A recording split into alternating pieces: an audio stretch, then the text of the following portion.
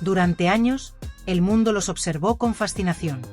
Ella, una de las mujeres más admiradas del mundo del espectáculo y la alta sociedad hispana. Él, un intelectual consagrado, galardonado con el Premio Nobel de Literatura, cuya voz resonaba con autoridad en los grandes debates culturales de nuestro tiempo. Lo suyo parecía el encuentro tardío de dos almas maduras, un romance reposado después de vidas intensas y caminos difíciles. Pero ahora, tras una serie de filtraciones, documentos confidenciales y declaraciones de personas cercanas al círculo íntimo de ambos, lo que se está destapando es una realidad totalmente opuesta a la que durante años nos hicieron creer. Un escándalo de proporciones monumentales que amenaza con demoler la imagen pública de ambos protagonistas y abrir un debate incómodo sobre el verdadero rostro de las relaciones entre celebridades. Según la información que ha comenzado a circular en medios de renombre, lo que unía a Isabel Preisler y Mario Vargas Llosa no era únicamente afecto o complicidad, sino también un acuerdo económico de dimensiones sorprendentes. Las cifras hablan por sí solas. Aproximadamente 1 millón de euros al año que el escritor habría estado transfiriendo a la socialité filipina por el simple hecho de residir en su emblemática mansión, conocida como Villa Meona. Una cifra exorbitante que supera con creces cualquier estimación razonable sobre gastos compartidos, contribuciones domésticas o gestos de generosidad dentro de una relación sentimental. Pero lo más perturbador no es el dinero en sí, sino el modo en que estas transacciones se habrían llevado a cabo. Según fuentes cercanas, ese flujo económico no fue espontáneo ni informal, sino que respondía a un acuerdo escrito, una especie de contrato privado entre ambas partes, donde se estipulaban con claridad las condiciones, las cantidades, la frecuencia de los pagos y, presumiblemente, las cláusulas de permanencia o retirada. Este supuesto documento, que aún no ha sido publicado pero cuya existencia ha sido confirmada por periodistas con acceso a fuentes familiares, cambia por completo el tono de la historia. Ya no estaríamos hablando de un noviazgo entre dos adultos libres, sino de una convivencia regulada por cláusulas financieras, donde el afecto quedaría subordinado, o incluso suplantado, por los términos de una transacción. Lo verdaderamente impactante es que esta información no ha salido a la luz por azar ni por filtraciones anónimas, sino que, según todo apunta, fueron los propios hijos del escritor quienes comenzaron a tirar del hilo.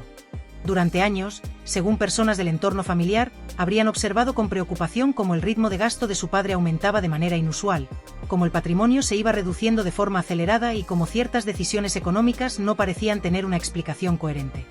En un primer momento optaron por mantenerse al margen, tal vez por respeto, tal vez por temor a generar una fractura emocional con su padre. Pero con el tiempo, la preocupación se convirtió en sospecha, y la sospecha en investigación. Al parecer, fue tras el fallecimiento del autor, un momento de duelo, sí, pero también de revisión y ajuste familiar, cuando se descubrieron los detalles más escabrosos. El silencio contenido durante años se rompió, dando paso a un torrente de emociones: tristeza, impotencia, rabia. Los documentos comenzaron a aparecer, los registros bancarios a revisarse, y lo que inicialmente se percibía como un acuerdo consensuado entre adultos comenzó a parecer algo mucho más oscuro. ¿Había sido Vargas Llosa manipulado emocionalmente? ¿Había entregado una parte sustancial de su fortuna a cambio de algo que se disfrazaba de amor, pero que respondía a intereses mucho más fríos y calculados? Las implicaciones son devastadoras. Por un lado, Isabel Preisler, que durante décadas ha cultivado una imagen de sofisticación, templanza y discreción, se ve ahora en el ojo de un huracán mediático que la presenta como una figura pragmática, estratégica, incluso despiadada. Por otro, Mario Vargas Llosa, que no solo es un gigante de la literatura, sino también un símbolo de inteligencia, racionalidad y libertad individual, aparece como alguien que pudo haber sido víctima de una relación desequilibrada, donde su rol fue mucho más pasivo de lo que cualquiera podría haber imaginado. Las redes sociales hierven. Los programas de televisión dedican horas de emisión al tema. Los periódicos han abierto líneas editoriales completas para analizar desde distintos ángulos lo que está ocurriendo. Sociólogos, psicólogos, economistas e incluso juristas han comenzado a opinar públicamente sobre el caso, y todo indica que estamos apenas viendo la punta del iceberg. Ya se están barajando posibles acciones legales, no solo en términos civiles, sino también patrimoniales. Los herederos del escritor podrían iniciar procesos para recuperar parte del dinero, especialmente si se demuestra que hubo coacción emocional o aprovechamiento de una posición de vulnerabilidad. El impacto cultural derivado de esta historia es profundo, transversal e ineludible. No estamos ante un simple escándalo mediático que será reemplazado en unos días por el siguiente titular ruidoso. Estamos presenciando una grieta que se abre en el corazón de nuestra forma contemporánea de concebir las relaciones humanas, particularmente aquellas que se desarrollan bajo el constante escrutinio del ojo público. En una sociedad obsesionada con las figuras públicas, donde los romances de alto perfil no solo se siguen con devoción, sino que también se elevan a la categoría de símbolos, de aspiración, de estatus, de éxito. El desmoronamiento de una pareja icónica como esta actúa como una especie de terremoto cultural que pone en duda todo lo que creíamos saber sobre el amor, el poder y la verdad. Lo que ocurre cuando se revela una historia de esta magnitud es que no solo cae una narrativa particular, la del romance maduro, elegante, sereno, sino que se resquebraja también un ideal colectivo. Porque muchas personas, sobre todo aquellas que han seguido con atención la trayectoria de Mario Vargas Llosa, habían proyectado sobre él no solo admiración literaria, sino también una cierta esperanza emocional, la de que incluso en la vejez es posible encontrar una segunda oportunidad, un nuevo comienzo, un refugio sentimental auténtico tras el desgaste de las pasiones juveniles. Y cuando esa esperanza se ve traicionada por una revelación tan cruda como la de un presunto acuerdo económico encubierto bajo una fachada de ternura y compañía, el daño no es solo privado, sino también simbólico. Es una decepción colectiva. Este caso no solo desbarata una relación sentimental aparentemente sólida, sino que activa un debate mucho más amplio, más incómodo y más profundo. ¿Qué lugar ocupa el dinero en las relaciones amorosas? ¿Cuánto valen los gestos cuando se sospecha que están mediados por intereses materiales? ¿Dónde termina el afecto genuino y comienza la conveniencia emocional? ¿Puede una relación seguir siendo considerada amorosa si se estructura alrededor de cláusulas, condiciones y transferencias regulares de capital? Estas preguntas, lejos de ser retóricas, sacuden con fuerza porque nos enfrentan a la posibilidad de que incluso los vínculos que admiramos puedan estar corrompidos desde sus cimientos. La cultura del espectáculo ha borrado, o al menos distorsionado, los límites entre lo privado y lo público. Las parejas de alto perfil viven en una especie de vitrina constante y muchas veces, como sospechamos en este caso, no se trata simplemente de una exposición pasiva, sino de una participación activa en la construcción de una narrativa atractiva, rentable, comercial. Y eso lleva a otra reflexión aún más compleja. ¿Qué ocurre cuando el amor se convierte en un producto? ¿En qué se transforma una relación cuando es administrada como una empresa, con beneficios, condiciones y pagos mensuales? Lo más desconcertante no es que existan acuerdos así, sabemos que en ciertos círculos es más habitual de lo que se admite públicamente, sino que se oculten bajo el disfraz de lo romántico. Que se vendan al público como historias de amor auténtico, cuando en realidad podrían tratarse de alianzas estratégicas diseñadas para proteger o ampliar el capital simbólico y económico de ambos involucrados. En este caso, la supuesta revelación de un acuerdo financiero de casi 1 millón de euros anuales que Mario habría desembolsado para residir en la lujosa mansión de Isabel Presley, la célebre Villa Meona, nos enfrenta a una verdad incómoda, que la convivencia pudo haber sido parte de un trato, y no el resultado natural de un vínculo emocional. Pero más allá de lo contractual, más allá de los números, lo que verdaderamente duele es la imagen final que comienza a dibujarse con una nitidez perturbadora. La de un hombre anciano, con una vida brillante a sus espaldas, con un legado literario inmenso y una autoridad intelectual incontestable, que tal vez, en sus últimos años, fue reducido a la condición de huésped de lujo, de inquilino consentido pero pagador, de proveedor silencioso en una dinámica que, si bien pudo ser consentida, nunca dejó de ser desigual. Es una imagen que duele porque deshumaniza, porque convierte a un hombre admirado en una sombra de sí mismo. Porque lo muestra no como el gran autor que deslumbraba con su pluma, sino como alguien vulnerable, necesitado de afecto, quizás ingenuo en el terreno emocional y posiblemente manipulado. La tragedia no está solo en lo económico. Está en lo emocional, en lo simbólico, en lo moral. Está en la posibilidad de que Vargas Llosa, el intelectual incansable, el pensador lúcido, haya terminado sus días no entre libros ni debates, sino entre facturas y malentendidos familiares. Que sus propios hijos, movidos por la preocupación y la sospecha, hayan tenido que intervenir tras su muerte para esclarecer lo que parecía un desequilibrio financiero inexplicable, para confirmar que algo no encajaba, para tratar de recomponer un legado que, por lo visto, había sido erosionado no por la vida, sino por el afecto mal entendido. La imagen romántica del amor maduro, del encuentro sereno entre dos almas experimentadas, se desintegra ante nuestros ojos. Y en su lugar emerge una historia más realista, pero también más amarga. La de dos adultos que habrían convertido su vínculo en una estructura funcional, donde cada gesto estaba condicionado, cada roce medido, cada decisión determinada por un interés económico más que por un impulso emocional. Es la historia del amor convertido en contabilidad, de la ternura convertida en transacción, del tiempo compartido convertido en coste mensual. Y lo más desconcertante es que esta narrativa, tan cruda como pueda parecer, podría convertirse en un nuevo paradigma. Porque vivimos en una época donde la autenticidad se ha vuelto escasa, donde el valor se mide en cifras y donde los sentimientos son, a menudo, un recurso que se utiliza para obtener algo. Este caso nos obliga a mirar de frente esa realidad. A preguntarnos hasta qué punto incluso nuestras emociones están siendo mediadas por el dinero, el poder o la imagen pública. A reconocer que el amor, tal como lo entendíamos, puede estar mutando hacia algo más ambiguo, más contractual, más frío. Y es esa transformación la que, al final, convierte este episodio en algo mucho más que un simple escándalo de famosos. Lo transforma en una alegoría de nuestro tiempo.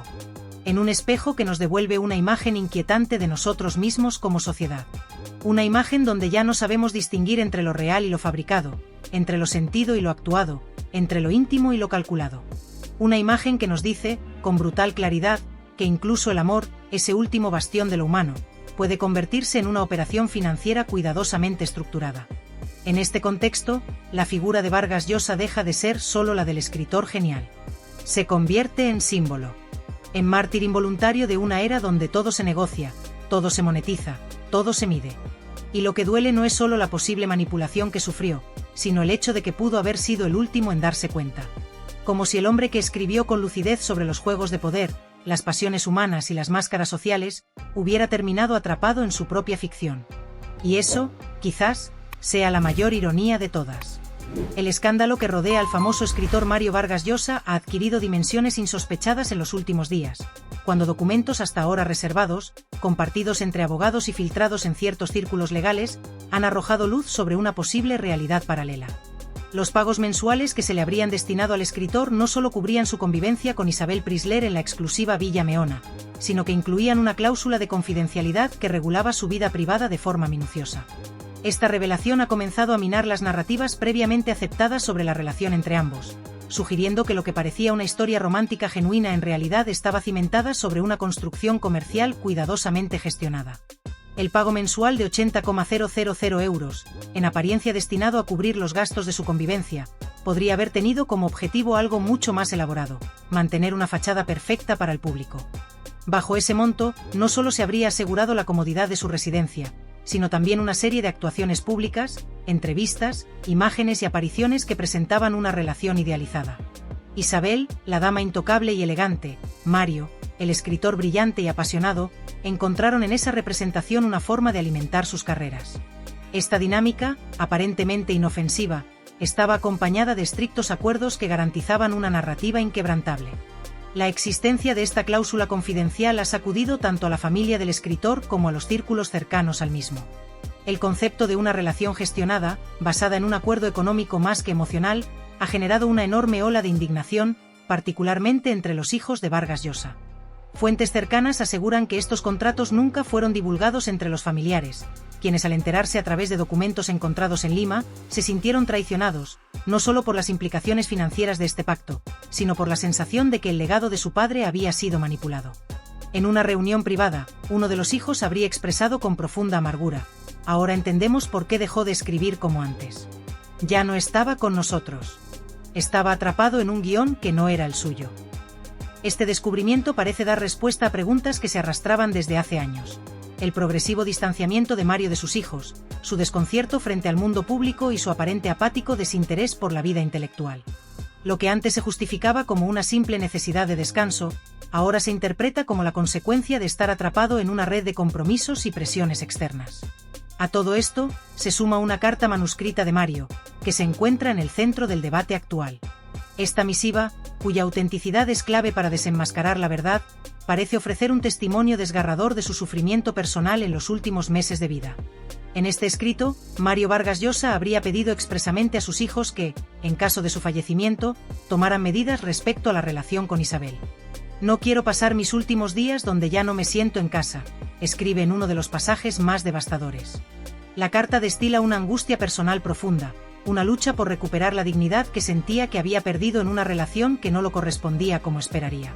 Estas palabras han generado un eco en la familia Vargas Llosa, quienes, al leerlas, no solo se sintieron conmovidos, sino también consternados por la forma en que Mario había intentado preservar su intimidad, a pesar de los terribles sacrificios que eso conllevaba. En respuesta a estos hechos, los hijos del Nobel de Literatura se han mostrado decididos a llevar esta disputa al ámbito legal. Están dispuestos a pelear en los tribunales, no solo por una cuestión económica, sino también por lo que consideran una manipulación emocional de la figura de su padre. consideran que la relación de Mario con Isabel fue explotada para vender una versión distorsionada de su vida, en la que lo que parecía ser un idilio romántico en realidad estaba revestido de intereses comerciales y mediáticos. Aunque hasta ahora Isabel ha mantenido un silencio absoluto frente a las acusaciones, su círculo cercano ya está filtrando declaraciones a los medios de comunicación, intentando cambiar la narrativa. Se habla de una posible entrevista controlada en un medio favorable, donde Isabel ofrecería su versión de los hechos, presentando una historia de amor que simplemente se fue apagando con el tiempo. La situación ha adquirido una complejidad aún mayor, y cada nueva revelación parece añadir capas a un rompecabezas que, hasta hace poco, parecía incomprensible. La historia entre Mario Vargas Llosa e Isabel Preisler, que inicialmente fue presentada al público como una relación amorosa basada en la complicidad y el entendimiento mutuo, ha comenzado a mostrar signos inquietantes de ser algo mucho más elaborado y calculado. Los testimonios que surgen ahora, provenientes de exempleados y personas cercanas al escritor y la socialité, empiezan a arrojar luz sobre aspectos de la relación que nunca antes se habían considerado. Estos testimonios, muchos de ellos desconocidos hasta ahora, aseguran que fueron testigos directos de transacciones financieras que no solo parecen sospechosas, sino que en algunos casos dejan entrever prácticas que podrían sugerir un nivel de manipulación económica y emocional mucho mayor al que se pensaba. Existen afirmaciones de antiguos colaboradores y asistentes personales que han dado detalles de pagos que no pueden ser fácilmente explicados. Estos pagos no solo habrían sido realizados por Vargas Llosa, sino también por varias entidades vinculadas a él, bajo la supervisión o incluso a petición de Isabel. Para muchos, estos movimientos financieros representan un patrón que no se limita a una simple convivencia entre dos figuras públicas de gran renombre, sino que es un indicio de un sistema de control mucho más elaborado y premeditado. En resumen, los testimonios parecen sugerir que la relación entre Mario e Isabel, más que una simple historia de amor, fue en gran medida una construcción pensada para lograr ciertos fines estratégicos, especialmente en términos de imagen pública y control mediático. Las pruebas documentales obtenidas recientemente refuerzan esta teoría. Los movimientos bancarios del escritor, que han sido filtrados a la prensa en los últimos días, no solo muestran un deterioro patrimonial inquietante, sino que también revelan una serie de transacciones que parecen estar fuera de lugar, incluso para un hombre de la estatura de Vargas Llosa. Los registros muestran pagos recurrentes y otros movimientos que indican una pérdida de capital que no se corresponde con el perfil de alguien que, en teoría, estaría disfrutando de una vida cómoda y tranquila. Estas transacciones, además, parecen estar vinculadas directamente a gastos y servicios compartidos con Isabel Preisler, lo que genera aún más dudas sobre la naturaleza de sus acuerdos privados. Lo que inicialmente parecía ser un acuerdo entre dos personas maduras que decidieron compartir sus vidas, empieza a parecerse cada vez más a una estrategia calculada para consolidar una narrativa que favoreciera a ambos. La magnitud de estos pagos, su frecuencia y la opacidad de la documentación que los respalda, abren la puerta a especulaciones más profundas sobre las intenciones reales de los involucrados. Además de los testimonios sobre pagos y movimientos financieros, las filtraciones de correos electrónicos entre Vargas Llosa e Isabel, que han salido a la luz en las últimas semanas, no hacen más que alimentar la creciente sospecha de que la relación estuvo mucho más orientada hacia objetivos mediáticos que hacia una conexión personal genuina. Los correos electrónicos revelan conversaciones en las que se discuten cifras exactas relacionadas con contratos y acuerdos, así como la creación de una imagen pública controlada cuidadosamente. Estos correos apuntan a un esfuerzo por parte de Isabel Preisler para posicionar a Vargas Llosa en un lugar dentro del espectro mediático que beneficiara no solo su propia figura, sino también sus negocios personales. Si bien al principio parecía que la relación entre los dos era fruto de una admiración mutua y una conexión personal genuina, ahora parece que dicha relación fue, en muchos aspectos, una construcción estratégica diseñada por Isabel, quien manipuló la narrativa pública con el fin de asegurar beneficios tanto financieros como mediáticos. Por su parte, Isabel Preisler se enfrenta a una presión creciente. Aunque su círculo más cercano, compuesto por amigos, asesores y figuras de su entorno profesional, ha intentado en todo momento gestionar la crisis con una serie de medidas de relaciones públicas y comunicacionales, los esfuerzos parecen ser cada vez más ineficaces. La imagen cuidadosamente cultivada por Isabel durante años, de una mujer sofisticada, exitosa y encantadora, empieza a desmoronarse bajo el peso de los testimonios en su contra. Los exempleados que trabajaron con ella durante su relación con Vargas Llosa han comenzado a salir a la luz pública, cada vez con más detalles sobre cómo la socialité controlaba todos los aspectos de su vida y de su entorno. Lo que inicialmente se pensaba que era una separación respetuosa y amistosa, hoy parece estar convirtiéndose en una batalla legal y mediática de dimensiones colosales. La cantidad de testimonios que la acusan de haber manipulado a Vargas Llosa, no solo en lo económico, sino también en lo personal, está siendo cada vez más difícil de ignorar. Diversos miembros del círculo cercano de Isabel han mencionado, en entrevistas anónimas, que la socialité no solo ejercía un control absoluto sobre su propio entorno, sino que también se inmiscuía de manera decisiva en la vida de aquellos con quienes se relacionaba, incluido Mario. Para muchos de los que la rodeaban, el control que Isabel ejercía sobre su vida era excesivo y en ocasiones, casi opresivo. Había una necesidad constante de dirigir las conversaciones, de manejar la información y de controlar la narrativa que se divulgaba a los medios. Esto no solo afectó a sus amigos y familiares más cercanos, sino también a las personas que trabajaban para ella, quienes fueron testigos de cómo se manipulaban situaciones cotidianas para crear la imagen pública que Isabel quería proyectar. En el caso de Vargas Llosa, la manipulación parece haber sido aún más sofisticada, con un enfoque particular en su imagen pública como escritor y pensador, mientras que la vida privada de la pareja permanecía cuidadosamente protegida del escrutinio mediático. A medida que los testimonios se multiplican, la figura de Isabel Preisler se presenta cada vez más como la de una mujer con un deseo inquebrantable de controlar todos los aspectos de su vida, tanto personales como profesionales. En cuanto a la familia de Vargas Llosa, la situación ha tomado un giro aún más dramático. La familia, que en principio había tratado de mantener la calma y evitar la confrontación pública, ha llegado a un punto en el que ya no pueden ignorar lo que está ocurriendo. La distorsión de la imagen pública de Mario, quien fue durante décadas uno de los escritores más respetados y venerados del mundo, está poniendo a la familia en una posición en la que se sienten obligados a intervenir. La separación de Mario e Isabel, que parecía ser una decisión personal de ambos, está siendo ahora entendida por la familia como el resultado de una manipulación mucho más profunda. Para ellos, la cuestión ya no se trata solo de dinero ni de los términos de un contrato económico, sino de la manera en que la historia de su padre ha sido completamente reescrita por otros, sin considerar su verdadera personalidad y el legado que dejó. La lucha por defender la figura de Vargas Llosa ha comenzado, y la familia está decidida a no dejar que la narrativa que se está construyendo en torno a él quede sin respuesta. Esta batalla, que se libra tanto en los tribunales como en los medios de comunicación, no es solo por una cuestión económica, sino por la preservación de la dignidad y el respeto por la figura de uno de los grandes genios literarios de la historia contemporánea. Con el paso de los días, los detalles empiezan a encajar de manera alarmante. Las decisiones que Mario tomó en su vida, su creciente alejamiento del público y la literatura, y su progresivo distanciamiento de su propia familia, están siendo reinterpretados a la luz de estos nuevos descubrimientos. Lo que antes se percibía como una decisión personal de Mario de retirarse del foco mediático, se está revelando como un proceso más complejo y doloroso, marcado por la intervención de personas cercanas que influyeron de manera significativa en su vida emocional y profesional. Ahora, la familia Vargas Llosa ha tomado una determinación firme. No permitirán que la historia de su padre se vea empañada por una versión manipulada que otros están tratando de imponer. La lucha por la verdad ha comenzado, y la familia está preparada para defender con uñas y dientes la dignidad de Mario Vargas Llosa, sin importar lo que ello cueste.